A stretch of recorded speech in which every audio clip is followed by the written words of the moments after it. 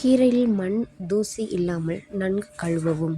First கீரையை நல்லா பொடியாக அரைஞ்சிக்கோங்க.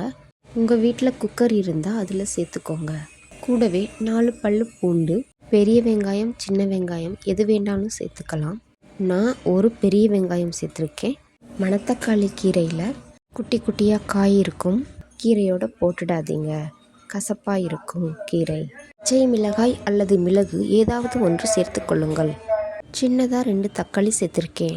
1/4 டீஸ்பூன் மஞ்சள் தூள், தேவையான அளவு உப்பு, சின்னதாக ஒரு டம்ளரில் தண்ணி சேர்த்துருக்கேன். உங்களுக்கு எவ்வளவு சூப்புக்கு தேவையான தண்ணி தேவையோ அவ்வளவு வச்சுக்கலாம். குக்கரில் ஒரு 4 விசில் விட்டுருக்கேன். சிறிது நேரம் கழித்து குக்கரை ஓப்பன் பண்ணி பார்த்தா கீரை நல்லா வெந்திருக்கு.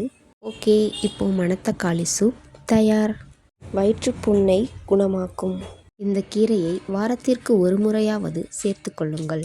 வாரத்தில் ஒரு நாளாவது ஏதாவது ஒரு கீரை சூப் வைத்து கொடுங்கள். இந்த வீடியோ உங்களுக்கு பிடித்திருந்தால் ட்ரை பண்ணி பாருங்கள்.